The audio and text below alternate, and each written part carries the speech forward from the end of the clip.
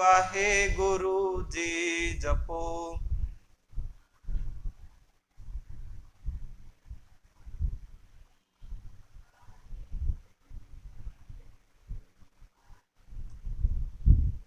सतनाम सतनाम सतनाम जी, वाहेगुरु वाहेगुरु वाहेगुरु जी जपो।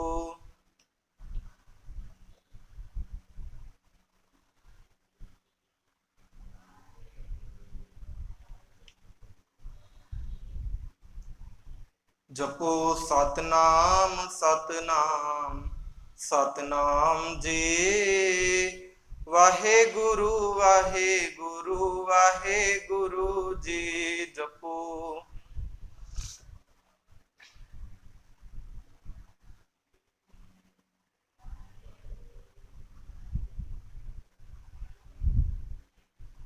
सतनाम सतनाम सतनाम जी, वाहेगुरु वाहेगुरु वाहेगुरु जी।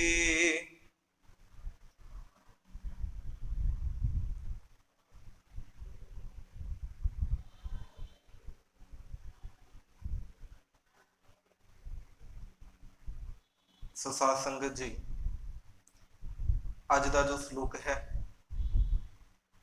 उस दे अंदर गुरु पातशाह जी ने कृपा की है कि ना सूर सस मंडलो, ना सप्त दीप नह जलो, अन्न पौन थिर ना कोई, एक तो ही एक। पावन श्लोक के उच्चारण करता सच्चे पातशाह गुरु नानक साहब महाराज जी ने। ਇਹਦੇ ਵਿੱਚ ਨਾ ਗੁਰੂ ਸਾਹਿਬ ਨੇ बड़ी ਵੱਡੀ ਇੱਕ ਗੱਲ ਕਹੀ ਹੈ, ਜੇ ਅਸੀਂ ਥੋੜਾ ਜਿਹਾ ਆਪਣੀ ਅਵਸਥਾ ਨੂੰ ਉਸ ਜਗ੍ਹਾ ਦੇ ਉੱਤੇ ਪਹੁੰਚ ਕੇ ਵਿਚਾਰੀਏ। ਇੱਥੇ ਸਭ ਤੋਂ ਵੱਡੀ ਗੱਲ ਗੁਰੂ ਸਾਹਿਬ ਇਹ ਗੱਲ ਕਹਿੰਦੇ ਆ ਵੀ ਰੱਬ ਜੀ ਦੇ ਨਾਮ ਤੋਂ ਬਿਨਾ, ਰੱਬ ਜੀ ਤੋਂ ਬਿਨਾ ਕੋਈ ਵੀ ਜਿਹੜਾ ਸੰਸਾਰ ਦਿਖ ਰਿਹਾ ਹੈ ਉਹ ਸਾਰੀਆਂ ਇੱਕ ਨਾ ਇੱਕ ਦਿਨ ਵਿਨਾਸ਼ ਹੋ ਜਾਣਾ।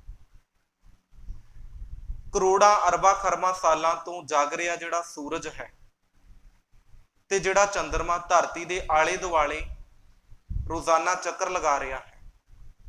गुरु साहब कहते भी एक दिन अजिहा आना है जिस दिन ये सूरज ने भी बुझ जाना है ते आ जिहड़ा चंद्रमा है इन्हें भी एक दिन चले जाना है। तो कुछ भी इत्थे थिर नहीं रहना, सिर्फ इक्को चीज थिर रहेगी, वो है अकाल पुरख जो आद सच है, जुगाद सच है भी सच, नानक होसी पी सच। कहने का अर्थ है भी सदा वो थिर रहने वाला। ਜਿਹੜਾ ਆਦ ਸਮੇਂ ਜਦੋਂ ਜਗਤ ਬਣਿਆ ਵੀ ਨਹੀਂ ਸੀ ਨਾ ਉਦੋਂ ਵੀ ਉਹ ਸੱਚ ਸੀ ਤੇ ਅੱਜ ਵੀ ਸੱਚ ਤੇ ਆਉਣ ਵਾਲੇ ਸਮੇਂ ਤੱਕ ਵੀ ਸੱਚ ਰਹੇਗਾ। ਤੋ ਦੇਖੋ ਕਿੱਡੀ ਵੱਡੀ ਪਿਆਰੀ ਗੱਲ ਗੁਰੂ ਸਾਹਿਬ ਨੇ ਇੱਕ ਲੌਜਿਕ ਦੀ ਕੀਤੀ ਹੈ। ਵੈਸੇ ਜੇ ਇਹਨੂੰ ਥੋੜਾ ਜਿਹਾ ਆਪਾਂ ਹੋਰ ਵੀ ਗੱਲ ਕਰੀਏ ਨਾ, ਸਾਇੰਸ ਦੇ ਅਕੋਰਡਿੰਗ ਵੀ ਗੱਲ ਕਰਦੇ ਹਾਂ ਤੇ ਸਾਇੰਸ ਵੀ ਇਸ ਗੱਲ ਦੀ ਤਰਜੀਹ ਦਿੰਦੀ ਹੈ ਵੀ ਜਿਵੇਂ ਜਿਵੇਂ ਸੂਰਜ ਜਿਹੜਾ ਹੈ ਉਹ ਜਾਗ ਰਿਹਾ ਹੌਲੀ ਹੌਲੀ ਇਹ ਵੀ ਮੱਧਮ ਹੋ ਰਿਹਾ। ਜਿਵੇਂ ਕੋਲਾ ਹੋਵੇ ਨਾ, ਕੋਲਾ ਤੇ ਉਹ ਗਰਮ ਹੁੰਦਾ ਹੈ ਤੇ ਹੌਲੀ ਹੌਲੀ ਤੁਸੀਂ ਵੇਖੋ ਜਦੋਂ ਹਵਾ ਦੇ ਸੰਪਰਕ ਦੇ ਵਿੱਚ ਆਉਂਦਾ ਹੈ ਤੇ ਉਹਦੇ ਉੱਪਰ ਹੌਲੀ ਹੌਲੀ ਜਿਹੜੀ ਸਵਾਹ ਹੈ ਉਹ ਆਉਣੀ ਸ਼ੁਰੂ ਹੋ ਜਾਂਦੀ ਹੈ ਤੇ ਉਹ ਵੀ ਥੋੜਾ ਥੋੜਾ ਠੰਡਾ ਹੋਣਾ ਸ਼ੁਰੂ ਹੋ ਜਾਂਦਾ ਹੈ। तो एक दिन यह भी है भी एक दिन वो सारिया चीज़ों ने विनाश हो जाना। तो गल इन्नी कह जी भी गुरु साहब जिहड़ा है वो इत्थे रब जी की होंद के बारे गल करते हैं भी सिर्फ रब जी ही इत्थे एक स्थिर रहने वाली अवस्था है। और ये गल चेते रखियो साध संगत भी जिहड़ी चीज़ अरूप है ना, असीं देखो संसारी जीव हाँ ते असीं संसारी जीव सिर्फ उन्हां चीज़ां ते बिलीव करते हैं जिहड़ियां चीज़ां साडे सामने दिख रही हैं, पर ये तो पिछे भी बड़ा कुछ है। जे अज असीं इन्हां नूं विचारीए ना बड़ा कुछ साडे सामने आएगा। सो आपां थोड़ा जिहा बाबा जी की बाणी दे विचों जिहड़ा है उहनूं विचारीए, फिर आपां नाल जो इतिहासक विचारां ने ते होर भी अज दीयां कुछ रिलेटेड जिहड़ियां गल्लां ने वो आपां अज दी विचारां दे विच जरूर शामिल करनियां भी तां कि सतगुरु किरपा करन भी कुछ समत सानूं मिल सके। सो पहली गल तो यह है साध संगत भी जाना तो सारियां ने, जाण वाली चीज़ नूं असीं सारे जाणे मौत कहने। मौत एक वो वर्ड है जिन्हों सुनदियां सारे हर एक इंसान जिहड़ा उहदे नां तो भयभीत हो जाता है। पर नाले गल चेते रखियो क्योंकि इस बारे असीं जिहड़ी विचार सी वो बड़े पिछे पहलां दीवानां दे विच बड़े संखेप दे नाल कर चुके हैं, फिर भी मैं कुछ क बेनतियां उहदे विचों दोहराउणीआं ने ਇਹਦਾ ਅਰਥ ਇਹ ਹੁੰਦਾ ਵੀ ਚਲੋ ਜਿਹੜੀਆਂ ਗੱਲਾਂ ਅਸੀਂ ਪਿੱਛੇ ਕਰ ਚੁੱਕੇ ਹਾਂ, ਜਿਹੜੀ ਨਵੀਂ ਸੰਗਤ ਹੈ ਉਹਨਾਂ ਨੂੰ ਵੀ ਥੋੜਾ ਬਹੁਤਾ ਉਹਦੇ ਵਿੱਚੋਂ ਕੁਝ ਪਤਾ ਲੱਗ ਸਕੇ, ਤੇ ਨਾਲ ਅਸੀਂ ਜਿੰਨੇ ਵੀ ਬੈਠੇ ਹਾਂ ਸਾਡਾ ਵੀ ਇੱਕ ਰੀਫਰੈਸ਼ ਜੋ ਰੀਲੋਡ ਹੈ ਉਹ ਸਾਡੇ ਮਨ ਦੇ ਵਿੱਚ ਇੱਕ ਵਾਰ ਹੋ ਜਾਏ। ਸੋ ਗੁਰੂ ਸਾਹਿਬ ਜਿਹੜਾ ਹੈ ਉਹ ਬਾਣੀ ਦੇ ਵਿੱਚ ਗੱਲ ਕਰਦੇ ਆ ਕਿ ਜਿਹੜੀ ਮੌਤ ਹੈ ਉਹ 3 ਤਰੀਕਿਆਂ ਦੀ ਹੈ। ਪਹਿਲੀ ਮੌਤ ਸਰੀਰਕ ਤੌਰ, ਜਿਹਨੂੰ ਅਸੀਂ ਫਿਜ਼ੀਕਲ ਤੌਰ ਦੀ ਮੌਤ ਕਹਿੰਦੇ ਆ, ਜਿਹਦੇ ਬਾਰੇ ਬਾਬਾ ਜੀ ਕਹਿੰਦੇ ਆ ਵੀ ਜੋ ਉਪਜਿਓ ਸੋ ਬਿਨਸ ਹੈ ਪਰੋ ਆਜ ਕੈ ਕਾਲ। ਜਿਹੜੀ ਚੀਜ਼ ਪੈਦਾ ਹੋ ਗਈ ਉਹਨੇ ਇੱਕ ਨਾ ਇੱਕ ਦਿਨ ਜਾਣਾ ਹੈ, ਭਾਵੇਂ ਇਨਸਾਨ ਹੈ, ਭਾਵੇਂ ਕੀੜੀ ਹੈ, ਭਾਵੇਂ ਜੀਵ ਜੰਤੂ ਹੈ। ਜਿਹੜੀ ਚੀਜ਼ ਇੱਕ ਵਾਰ ਪੈਦਾ ਹੋ ਗਈ ਉਹਦਾ ਵਿਨਾਸ਼ ਜ਼ਰੂਰ ਹੈ। ਤੁਸੀਂ ਨਾ ਪੁਰਾਣੀਆਂ ਜਿਹੜੀਆਂ ਪੁਰਾਤਨ ਇਮਾਰਤਾਂ ਨੇ ਉਹਨਾਂ ਦੇ ਕਦੇ ਦਰਸ਼ਨ ਕਰਿਓ, ਉਹ ਅੱਜ ਬਿਲਕੁਲ ਮਤਲਬ ਖੰਡਰ ਬਣ ਚੁੱਕੀਆਂ ਨੇ, ਤੇ ਉਹਦੇ ਵਿੱਚੋਂ ਜਿਹੜਾ ਲੱਗਿਆ ਹੋਇਆ ਇੱਟਾਂ ਨੇ ਉਹ ਵੀ ਅੱਜ ਖੁਰਨੀਆਂ ਸ਼ੁਰੂ ਹੋ ਗਈਆਂ। ਤੋ ਇਹਦਾ ਅਰਥ ਹੈ ਹਰ ਇੱਕ ਚੀਜ਼ ਇੱਕ ਨਾ ਇੱਕ ਦਿਨ ਵਿਨਾਸ਼ ਜ਼ਰੂਰ ਹੋਏਗੀ। ਵੱਡੇ ਵੱਡੇ ਇਸ ਧਰਤੀ ਦੇ ਉੱਤੇ ਉਹ ਚੀਜ਼ਾਂ ਆਈਆਂ ਵੀ ਜਿਹੜੀਆਂ ਅੱਜ ਬਿਲਕੁਲ ਖੰਡਰ ਬਣ ਚੁੱਕੀਆਂ ਨੇ, ਬਿਲਕੁਲ ਤਬਾਹ ਹੋ ਚੁੱਕੀਆਂ। ਸਾਡੇ ਤੋਂ ਪਹਿਲਾਂ ਕਿੰਨੇ ਸਨ, ਕਿੰਨੀ ਦੁਨੀਆ ਸੰਸਾਰ ਦੇ ਉੱਤੇ ਆਈ ਹੈ ਤੇ ਕਿੰਨੀ ਦੁਨੀਆ ਨੇ ਇੱਥੋਂ ਚਲੇ ਜਾਣਾ, ਤੇ ਸਦੀਵ ਹੈ। ਸੋ ਖੈਰ ਅੱਜ ਆਪਾਂ ਥੋੜਾ ਜਿਹਾ ਜਿਹੜਾ ਵਿਸ਼ਾ ਹੈ ਉਹ ਇੱਕ ਮੌਤ ਦੇ ਸਬਜੈਕਟ ਨੂੰ ਆਪਾਂ ਟੱਚ ਕਰਾਂਗੇ, ਕਿਉਂਕਿ ਇਹ ਜ਼ਰੂਰੀ ਹੈ ਜੀ। ਜਿਹੜਾ ਬੰਦਾ ਵੀ ਇਸ ਸ਼ਬਦ ਨੂੰ ਸੁਣਦਾ ਹੈ ਉਹਨੂੰ ਸ਼ਾਇਦ ਇਸ ਸ਼ਬਦ ਤੋਂ ਡਰ ਲੱਗਣਾ ਸ਼ੁਰੂ ਹੋ ਜਾਂਦਾ ਹੈ, ਪਰ ਸੱਚੇ ਪਾਤਸ਼ਾਹ ਨੇ ਮੌਤ ਨੂੰ ਨਾ ਇੱਕ ਖੁਸ਼ੀ ਦੇ, ਜਿਵੇਂ ਇੱਕ ਵਿਆਹ ਹੋਵੇ ਨਾ, ਉਸ ਤਰੀਕੇ ਦੇ ਨਾਲ ਵੀ ਬਾਣੀ ਦੇ ਵਿੱਚ ਐਕਸੈਪਟ ਕੀਤਾ। ਅਸੀਂ ਰੋਜ਼ਾਨਾ ਸੋਹਿਲਾ ਸਾਹਿਬ ਪੜ੍ਹਦੇ ਹਾਂ, ਜਿਨ੍ਹਾਂ ਨੇ ਗੁਰਬਾਣੀ, ਜਿਨ੍ਹਾਂ ਨੂੰ ਯਾਦ ਹੈ ਪੜ੍ਹਨ ਵਾਲੇ, ਉਹ ਜ਼ਰੂਰ ਨਾਲ ਪੜ੍ਹਿਓ ਜੀ। ਅਸੀਂ ਸਤਿਗੁਰੂ ਜੀ ਦਾ ਉਹ ਸ਼ਬਦ ਪੜ੍ਹਦੇ ਹਾਂ ਜਿੱਥੇ ਸਤਿਗੁਰੂ ਕਹਿੰਦੇ ਆ ਕਿ ਸੰਬਤ ਸਾਹਾ ਲਿਖਿਆ ਮਿਲ ਕਰ ਪਾਵੋ ਤੇਲ, ਦੇਹੋ ਸੱਜਣ ਅਸੀਸੜਿਆਂ ਜਿਉ ਹੋਵੇ ਸਾਹਿਬ ਸਿਉ ਮੇਲ, ਘਰ ਘਰ ਇਹੋ ਪਹੁੰਚਾ ਸਦੜੇ ਨਿਤ ਭਵਨ, ਸੱਦਣ ਹਾਰਾ ਸਿਮਰੀਐ ਨਾਨਕ ਸੇ ਦੇ ਆਵਾ। ਉੱਥੇ ਗੁਰੂ ਸਾਹਿਬ ਨੇ ਮੌਤ ਨੂੰ ਇੱਕ ਕਹਿ ਲਓ ਜਿੱਦਾਂ ਵਿਆਹ ਹੁੰਦਾ ਨਾ, ਸ਼ਾਹ ਦਾ ਅਰਥ ਹੁੰਦਾ ਵੀ ਵਿਆਹ ਵਾਲਾ ਦਿਨ, ਤੇ ਗੁਰੂ ਸਾਹਿਬ ਕਹਿੰਦੇ ਵੀ ਦਰਾਂ ਦੇ ਸਾਹਮਣੇ ਨਾ ਤੇਲ ਪਾ ਦੋ, ਕਿਉਂਕਿ ਅੱਜ ਮੇਰਾ ਮਿਲਾਪ ਮੇਰੇ ਅਕਾਲ ਪੁਰਖ ਵਾਹਿਗੁਰੂ ਜੀ ਦੇ ਨਾਲ ਹੋਣਾ ਹੈ। ਇਵਨ ਇੱਥੋਂ ਤੱਕ ਜਦੋਂ ਰਾਮਕਲੀ ਸੱਦ ਦੀ ਬਾਣੀ ਨੂੰ ਵੀ ਅਸੀਂ ਪੜ੍ਹਦੇ ਹਾਂ ਤੇ ਉੱਥੇ ਵੀ ਗੁਰੂ ਪਾਤਸ਼ਾਹ ਇਹੀ ਗੱਲ ਕਰਦੇ ਆ ਕਿ ਮਤ ਮੈਂ ਪਿੱਛੇ ਕੋਈ ਰੂਪ ਸੀ ਸੋ ਮੈਂ ਮੂਲ ਨਾ ਪਾਇਆ। ਤੇ ਗੁਰੂ ਸਾਹਿਬ ਕਹਿੰਦੇ ਕਿ ਮੇਰੇ ਜਾਣ ਪਿੱਛੋਂ ਕੋਈ ਵੀ ਗੁਰਸਿੱਖ, ਕੋਈ ਵੀ ਪਰਿਵਾਰ ਦਾ ਮੈਂਬਰ ਹੋਇਓ ਨਾ, ਕਿਉਂਕਿ ਇਹ ਉਹ ਅਵਸਥਾ ਮੈਨੂੰ ਹਾਸਲ ਹੋ ਰਹੀ ਹੈ ਜਦੋਂ ਮੇਰਾ ਵਾਹਿਗੁਰੂ ਜੀ ਦੇ ਨਾਲ ਮਿਲਾਪ ਹੋ ਰਿਹਾ। ਸੋ ਖੈਰ ਪਹਿਲੀ ਗੱਲ ਹੈ ਜੀ ਫਿਜ਼ੀਕਲ ਤੌਰ ਦੀ, ਜਿਹੜੀ ਕਿ ਸਦੀਵ ਸੱਚ ਹੈ, ਅਸੀਂ ਇੱਕ ਨਾ ਇੱਕ ਦਿਨ ਇਸ ਸੰਸਾਰ ਦੇ ਵਿੱਚੋਂ ਜਾਣਾ ਹੈ। ਦੂਸਰੀ ਮੌਤ ਹੈ ਜੀ ਜਿਹਨੂੰ ਗੁਰੂ ਸਾਹਿਬ ਕਹਿੰਦੇ ਆ ਕਿ ਜ਼ਮੀਰ ਦੀ ਮੌਤ ਕਹਿ ਲਓ ਜਾਂ ਆਤਮਿਕ ਮੌਤੇ ਮਰ ਜਾਣਾ। ਇਹ ਜਿਹੜੀ ਮੌਤ ਹੈ ਇਹ ਤਕਰੀਬਨ ਹਰ ਇੱਕ ਇਨਸਾਨ ਦੇ ਅੰਦਰ ਦੀ ਗੱਲ ਚੱਲਦੀ ਹੈ। ਅੱਜ ਤੁਸੀਂ ਦੁਨੀਆ ਦੇ ਤੌਰ ਤੇ ਵੇਖਿਓ, ਭਾਵੇਂ ਗੁਰੂ ਗ੍ਰੰਥ ਸਾਹਿਬ ਮਹਾਰਾਜ ਜੀ ਦੀ ਬਾਣੀ ਇਹ ਗੱਲ ਸਾਨੂੰ ਬਾਰ-ਬਾਰ ਦ੍ਰਿੜ ਕਰਵਾਉਂਦੀ ਹੈ ਕਿ ਬੰਦਿਆ ਫਿਜ਼ੀਕਲ ਤੌਰ ਤੇ ਤਾਂ ਇੱਕ ਦਿਨ ਜਾਣਾ ਹੀ ਜਾਣਾ, ਪਰ ਆਪਣੇ ਅੰਦਰ ਨੂੰ ਹਮੇਸ਼ਾ ਜਿਉਂਦਾ ਰੱਖ। ਜੇ ਅੰਦਰੋਂ ਹੀ ਮਰ ਗਿਆ ਤੇ ਫਿਜ਼ੀਕਲ ਤੌਰ ਤੇ ਜਿਉਣ ਦਾ ਵੀ ਕੋਈ ਫਾਇਦਾ ਨਹੀਂ। ਤੇ ਜ਼ਰੂਰੀ ਹੈ ਨਾ ਵੀ ਜਿਹੜਾ ਬੰਦਾ ਅੰਦਰੂਨੀ ਤੌਰ ਤੇ ਜਿਉ ਰਿਹਾ ਹੈ ਉਹਦਾ ਬਾਹਰੀ ਤੌਰ ਤੇ ਜਿਉਣਾ ਜਾਂ ਨਾ ਜਿਉਣਾ ਇੱਕ ਬਰਾਬਰ ਹੈ, ਕਿਉਂਕਿ ਉਹਨੇ ਅੰਦਰੋਂ ਮਾਰਿਆ ਆਪਣੇ ਆਪ ਨੂੰ।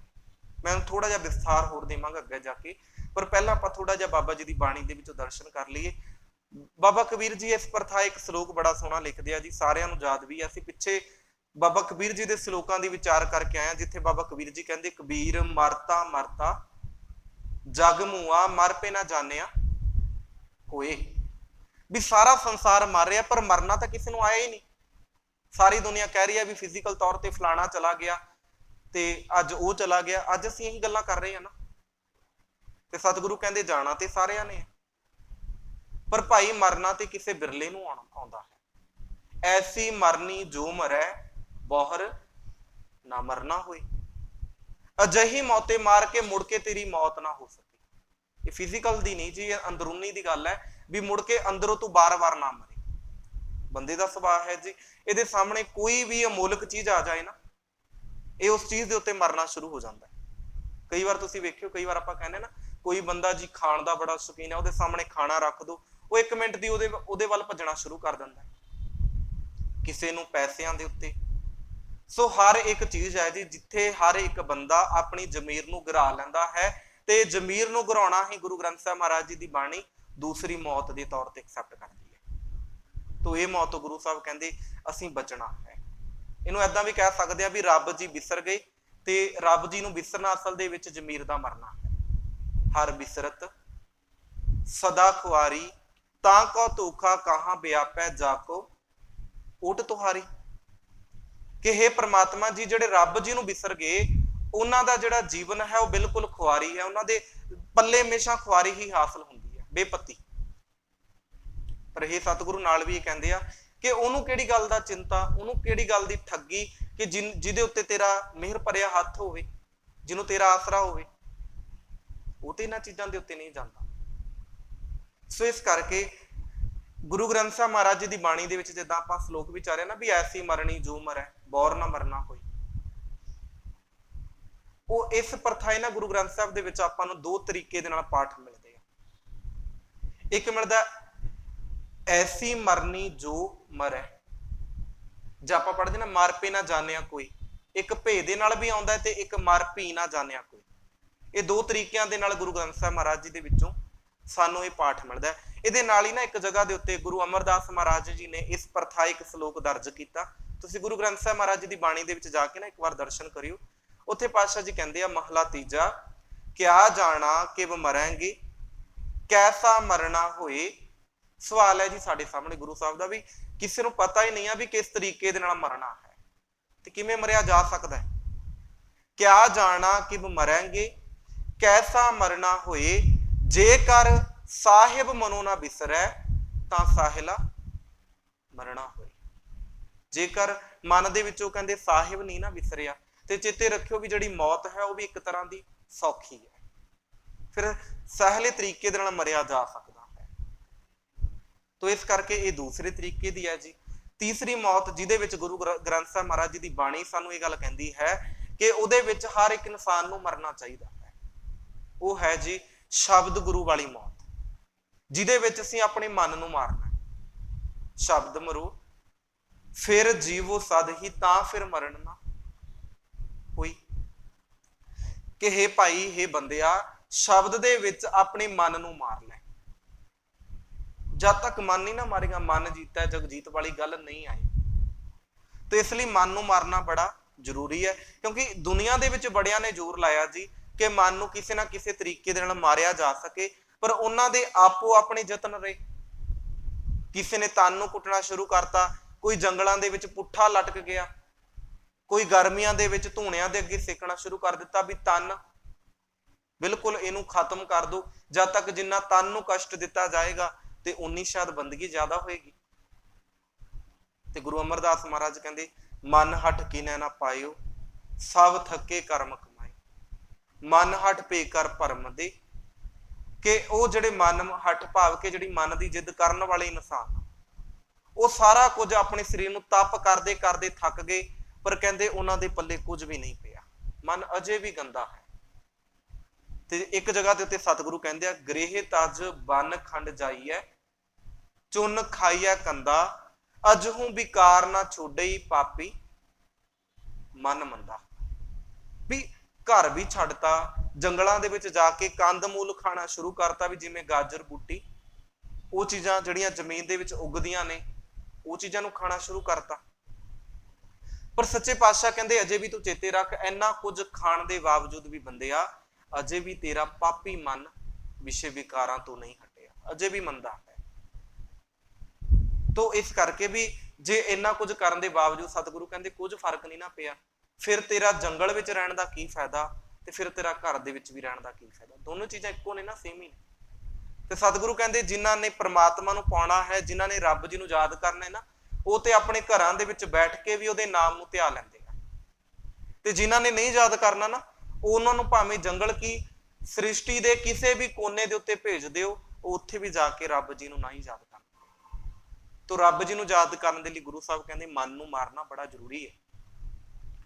सो सतगुरु एक जगह के उत्ते भी गल करदे आ कि सो जीविया जिस मन वसिया सोए नानक अवर ना जीवै कोई। जिउंदा ही वो है जिहदे मन दे विच प्रभु परमात्मा जी की याद वस गई हो, वो जिउंदा है।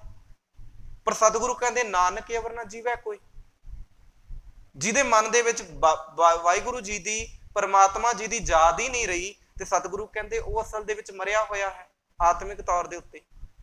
जिवें आपां सलोक पढ़ते हैं ना, अत सुंदर कुलीन चतर मुख नियानी धनवंत मृतक कहिया नानका जे प्रीत नहीं भगवंत। भी मरिया होया है, उच्ची कुल दा भी होवे, इन्ना कुछ होने के बावजूद भी सतगुरु कहते जे बंदिया तेरी वाहिगुरु जी दे नाल प्रीत नहीं ना, ये चेते रखी एक तरह का मृतक ही है। ते चेते रखो भी जिहड़ा मृतक होवे ना, पातशाह जी की बाणी कहते जे मृतक को चंदन चढ़ावे उसते कहो कवन फल पावे। जे मृतक दे उत्ते चंदन भी चढ़ा दईए जां उहनूं ऐदां भी सुट दईए ते सतगुरु कहते मृतक नूं कोई फर्क नहीं पैंदा, क्योंकि उहदे अंदर जिंद नहीं है। जदों जिंद सी उदों उहनूं फर्क पैंदा सी, उदों ते समैल परफ्यूम वगैरह भी लाउंदा सी ना, ते अज कहंदे उहदे विच जिंद जिहड़ी आ ओह चली गई ते हुण सतगुरु कहंदे इह इन्ना मलीन हो गया, हुण जिन्ना मर्जी इहनूं कष्ट देने शुरू कर दो ते सतगुरु कहंदे इहदे लई सारियां चीज़ां इक्को बराबर ही आ। सो ये गुरु ग्रंथ साहिब जी की बाणी के अनुसार जिहड़ी मौत का संकल्प गुरु साहब ने साडे सामने तैयार किया। पर नाले चेते रखियो गुरुमुख प्यारिओ कि जिहड़ी मौत है ये वाहिगुरु जी के वल्लों सानू दिता होया सब तो बड़ा एक अमोलक तोहफा भी है।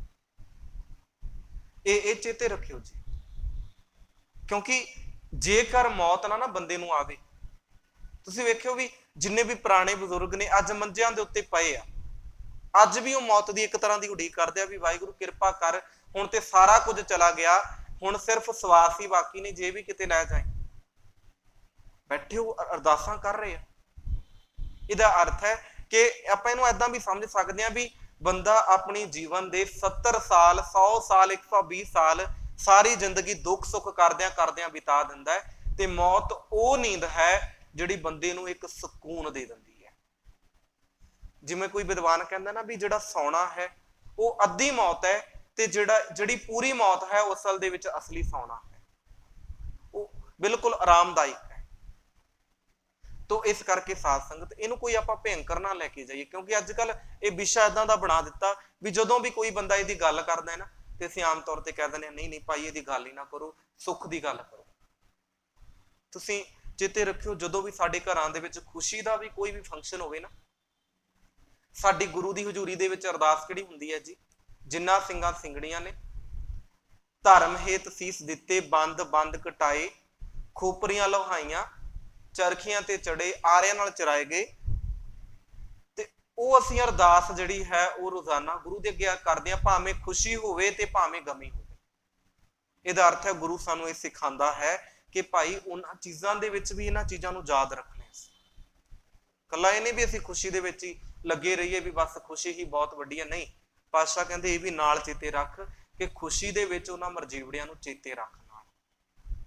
इसे करके ना जिहड़ा दुश्मन है वो साडी ये गल दी तारीफ करदा है कि इन्हां दे भावें कोई आनंद कारज भी होवे, खुशी दा मौका भी होवे ते भावें गमी दा भी मौका होवे, सोग भी होवे, फिर भी ये आनंद जरूर पढ़ते हैं। आनंद का अर्थ होंदा भी आनंद साहब का पाठ, आनंद पिया मेरी माए सतगुरु मैं पाया सतगुरता पाया सहज सेती मन वजियां वाधाइयां। उत्थे असीं ये पाठ करते हैं। तो इहदा अर्थ यह है भी असीं दुख दे विच भी परमात्मा नूं नहीं भुलदे, क्योंकि गुरु तेग बहादुर महाराज जी का वचन है कि जो नर दुख मैं दुख नहीं मानै सुख स्नेह अर भै नहीं जाकै कंचन माटी मानै। एक किड्डा वड्डा मूलक वचन है जी भी जिहड़ा इंसान दुख दे विच ज्यादा दुखी नहीं हुंदा ते सुख दे विच ज्यादा सुखी नहीं हुंदा, ते सतगुरु कहंदे अजिहा मनुख परमात्मा दे दर ते प्रवान हुंदा है। गुर कृपा जिह नर को कीनी तेह एह जुगत पछानी नानक लीन भयो गोविंद सिओ ज्यों पानी संग पानी। जिवें पानी दे विच पानी होवे, गुरु साहब कहंदे इस तरीके दे नाल उस बंदे दी अवस्था बन जाती है। सो आपां थोड़ा जिहा कुछ इतिहास दे विचों भी गलबात करिए ताकि सानू थोड़ा जिहा ये जिहड़ा विशा है वो क्लीयर हो जाए। साध संगत जदों असीं मौत की गल करते हैं ना, तो सानू ये भी पता है भी गुरु साहब ने ना जिहड़ी अंदरूनी तौर की मौत है, आत्मिक तौर की, जिन्हों असीं जमीर के पक्षों की गल करते हैं, ਉਹਦਾ बड़ा ध्यान दिता। ते नाल ये गल आखी है भी शब्द गुरु वाली मौत मर, जिहड़ी मरना है वो तू मरदा नहीं, जिहड़ी मरनी है वो तू मरदा नहीं आ, ते चेते रख जिहड़ी मौत है वो एक ना एक दिन हमेशा आनी है, फिजिकल ते आनी है, पर जिस पक्षों मरना उत्थे तू मरदा नहीं है।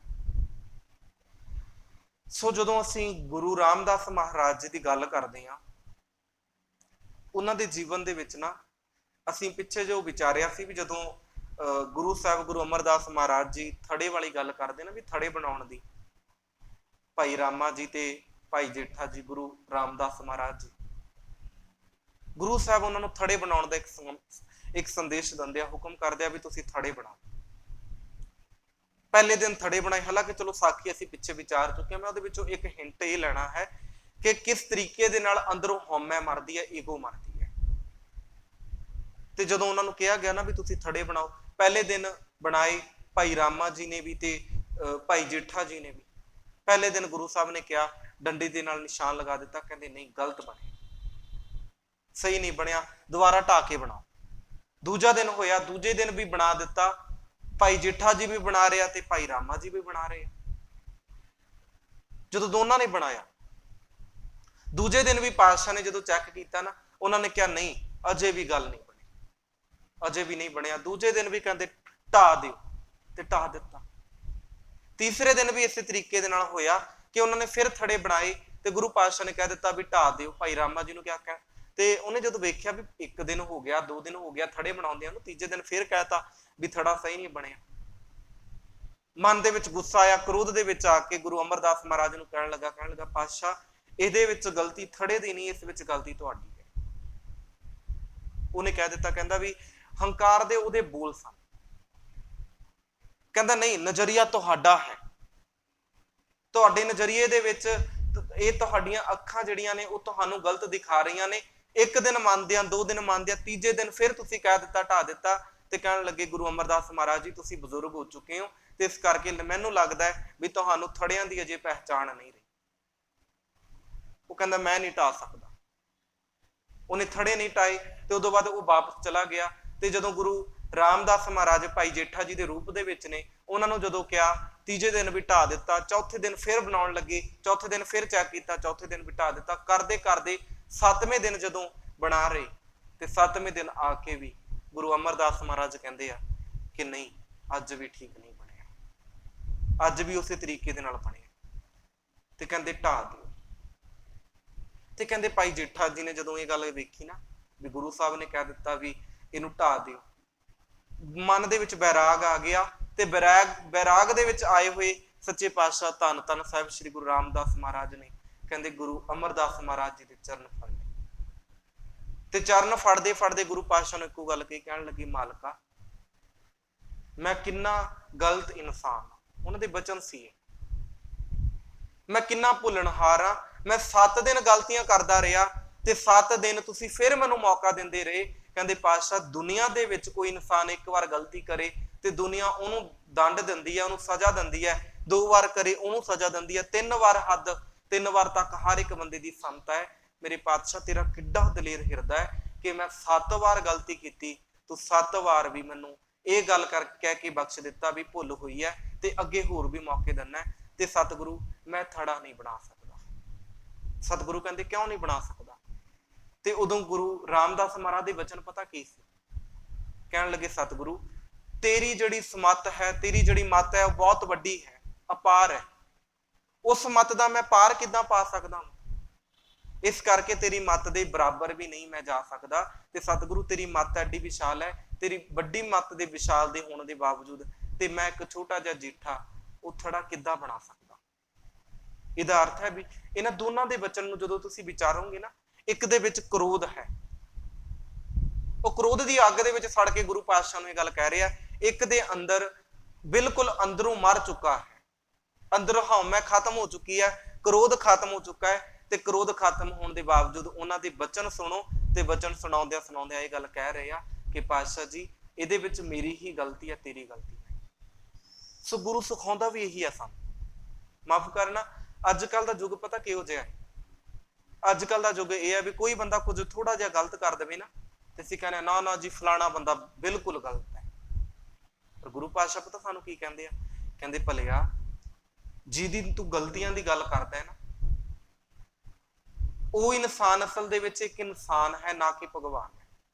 ਕਹਿੰਦੇ ਆ ਨਾ ਵੀ ਭਗਤ ਪੂਰਨ ਸਿੰਘ ਜੀ ਨੇ ਇੱਕ ਬੜੀ ਪਿਆਰੀ ਗੱਲ ਆਖੀ, ਉਹਨਾਂ ਨੂੰ ਕਿਸੇ ਨੇ ਕਹਿ ਦਿੱਤਾ ਵੀ ਤੁਹਾਡਾ ਤਾਂ ਜੀਵਨ ਹੀ ਬਿਲਕੁਲ ਗਲਤ ਹੈ, ਤੁਸੀਂ ਤੇ ਗਲਤੀਆਂ ਬੜੀਆਂ ਕੀਤੀਆਂ।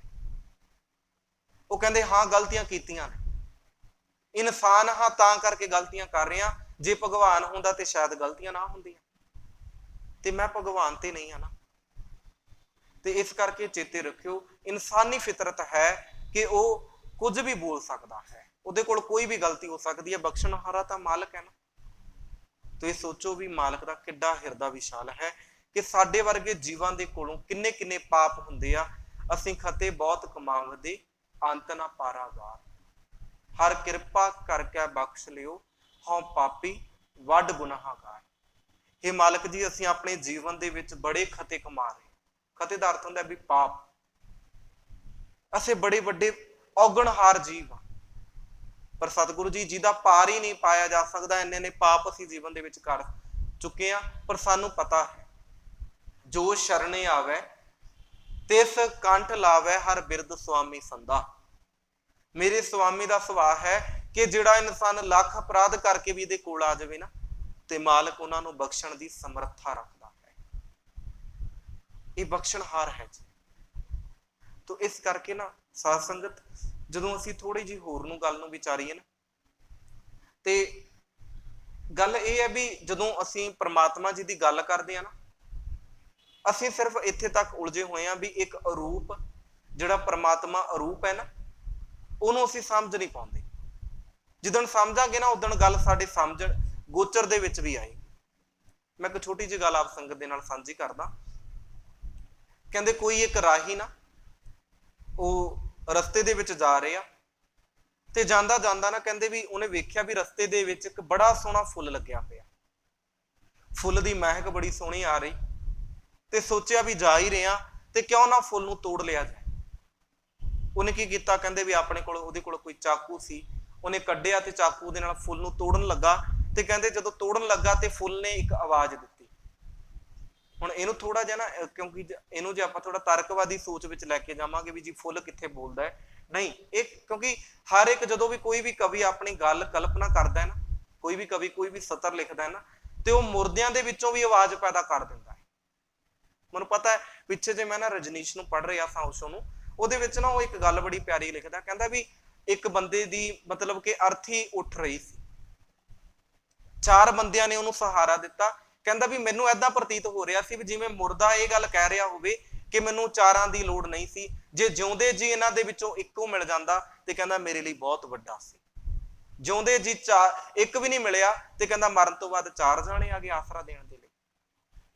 ਮਤਲਬ ਕਹਿਣ ਦਾ ਅਰਥ ਹੈ ਮੇਰਾ ਵੀ ਜਿਹੜਾ ਕਵੀ ਹੋਵੇ ਨਾ, ਜਿਹਦੇ ਕੋਲ ਕਲਮ ਹੋਵੇ, ਤੇ ਕਲਮ ਦੇ ਜਿਸ ਦੇ ਹੱਥ ਦੇ ਵਿੱਚ ਆ ਜਾਏ, ਉਹ ਤੇ ਪੱਥਰਾਂ ਦੇ ਵਿੱਚੋਂ ਵੀ ਬੜਾ ਕੁਝ ਬੁਲਾ ਦਿੰਦਾ ਹੈ, ਉਹ ਤੇ ਫੁੱਲਾਂ ਦੇ ਵਿੱਚੋਂ ਵੀ ਬੜਾ ਕੁਝ ਬੁਲਾ ਦਿੰਦਾ ਹੈ। ਅਸੀਂ ਬੜੀਆਂ ਰਚਨਾਵਾਂ ਪੜ੍ਹੀਆਂ ਨੇ। ਭਾਈ ਸਾਹਿਬ ਭਾਈ ਵੀਰ ਸਿੰਘ ਜੀ, ਉਹ ਵੀ ਆਪਣੀ ਮਤਲਬ ਸਤਰਾਂ ਦੇ ਵਿੱਚ ਬੜੀ ਸੋਹਣੀ ਗੱਲ ਲਿਖਦੇ ਆ। ਡਾਲੀ ਨਾਲੋਂ ਤੋੜ ਅਸਾਂ ਨੂੰ, ਅਸੀਂ ਹੱਟ ਮਹਿਕ ਦੀ ਲਾਈ, ਤੇ ਉਹ ਰਚਨਾ ਦੇ ਵਿੱਚ ਉਹ ਗੁਲਾਬ ਦੀ ਗੱਲ ਕਰਦੇ ਆ।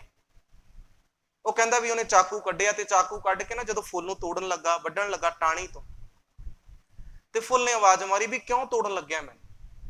ਉਹ ਕਹਿੰਦਾ ਇਸ ਕਰਕੇ ਵੀ ਤੂੰ ਸੋਹਣਾ ਬੜਾ ਲੱਗਿਆ ਮੈਨੂੰ, ਤੇਰੇ ਅੰਦਰੋਂ ਸਮੈਲ ਬੜੀ ਸੋਹਣੀ ਆਈ। ਉਹ ਕਹਿੰਦਾ ਨਾ ਨਾ ਭਲਿਆ, ਮੈਨੂੰ ਤੋੜ ਕੇ ਲੈ ਜਾਏਗਾ?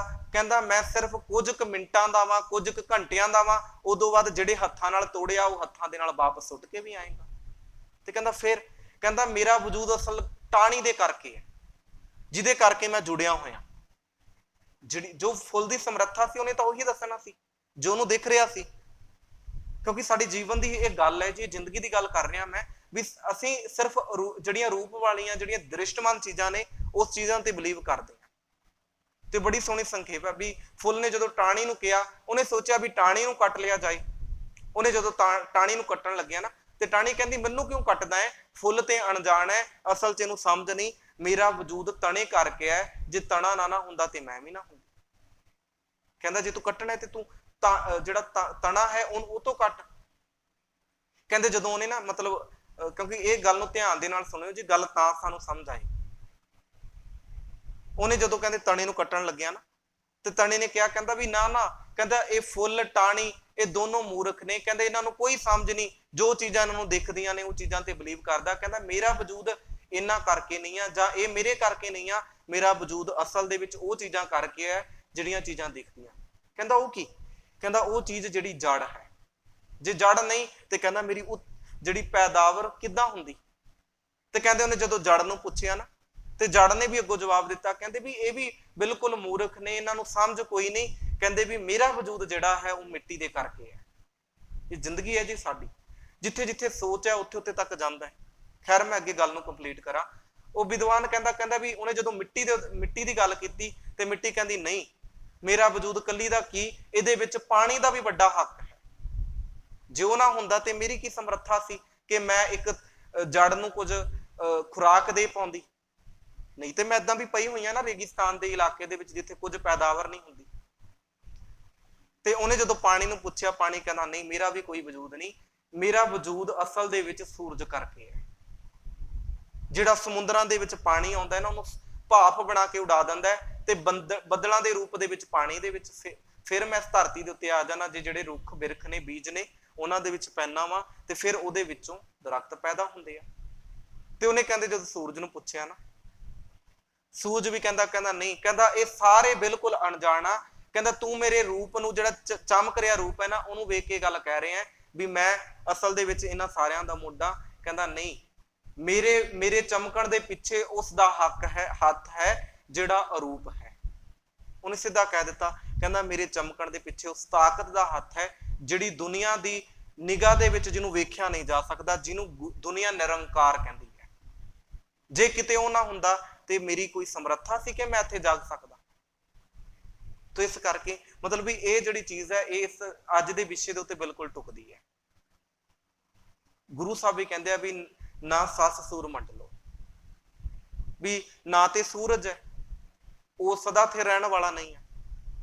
तो ये गल सानू चेते रहनी चाहिए। नाल मैं एक छोटी जी अर्ज होर करा, उस तो बाद मैं खिमा दे जाच हो जावां जी, क्योंकि समा अपना हो चुका है।